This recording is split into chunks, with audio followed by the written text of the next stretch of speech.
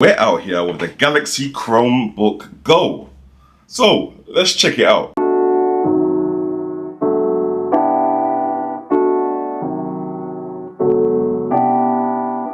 Yo, wagwan people, welcome back to the channel. If it's your first time on the channel and you continue watching and you like what you see, make sure you leave a little like, leave a little subscribe and ding that notification bell for even more Tech Jamo content. Now, we're out here with the Samsung Galaxy Chromebook Go.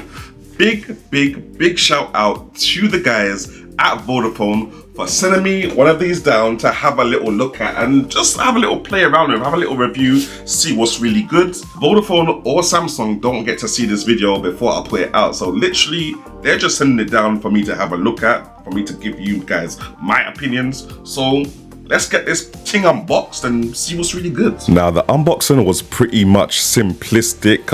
All that was inside was literally the laptop itself, a 2-meter USB-C to C cable, and what looked like a 45-watt Samsung fast charger, which actually looks like the same fast charger I had for my Samsung Galaxy S7 Plus. On the left side of the laptop for ports and I/O, we got a USB-C 2.0 cable, a 3.5mm headphone and microphone combination jack, and a micro SD card reader, which I was quite surprised with. On the right hand side of the laptop, starting from left to right, we've got a 4G nano SIM card slot, we got another USB 2.0 port, we got a USB 3.0 port, which is a USB-A type, and we've also got a Kensington lock. Now, first impressions is I'm not actually mad at the design on the exterior of the laptop. It's got some nice finishes down the sides. The top panel has a nice little Samsung logo with a Chromebook logo up there. It even has a micro SD card reader, which makes you feel that it's more geared towards content creation. I just feel on first glance, this looks like it could be quite a premium laptop. I would easily say at least £800. However, as soon as you open the laptop, that's kind of where it all falls apart for me. Now, first of all, this laptop clearly fails the one finger lid opening test, which is a stupid test really, but if your laptop can open with just one finger, it usually means that it's a well-built premium hinged laptop. So that's just something you can probably even check yourselves right now with your own laptops at home. Now, when you open this little guy up, it's a plastic explosion. Big, massive, chunky bezels, plastic all over the keyboard and surrounding areas. Samsung is definitely trying to remind you that you did not go for their most expensive offering here. But that's not all that bad.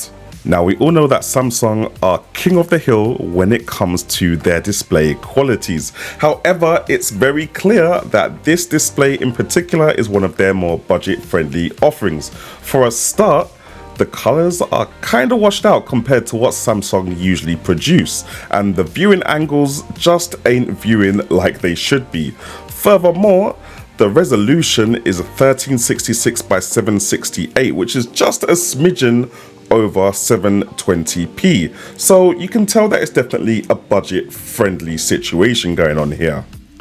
Now, as for specs, you get a Celeron processor, 4GB of RAM and 64GB of storage, which for £400 is a bit of a hard sell for me personally.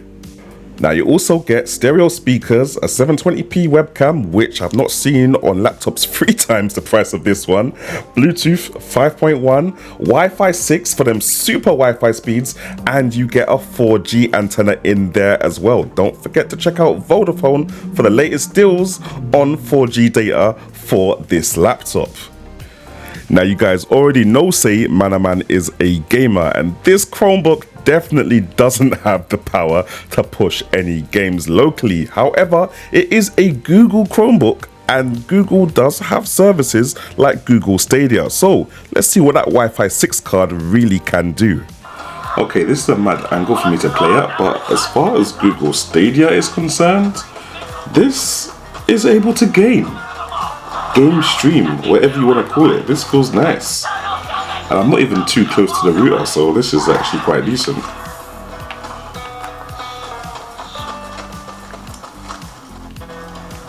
Wow, I'm actually I'm actually quite shocked. I even forgot to talk to you guys about the sound. Like, the sound I'm not mad at, it is stereo. And yeah, just have a listen to this gameplay.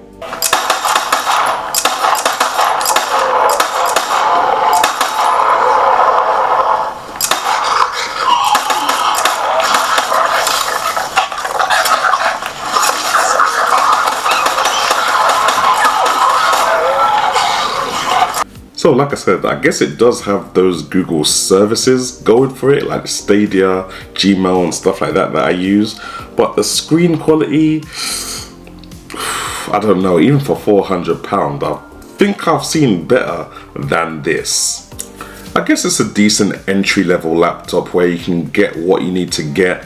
A little bit above the £300 mark where you're really getting an entry-level laptop. I think the majority of the pricing is to do with the Samsung logo on this laptop. Like, when I think about the specs inside and the performance, even though the specs aren't completely bad at this price point and the performance isn't terrible at this price point, I feel like you can get a lot better in the second-hand market if you're on the second-hand thing.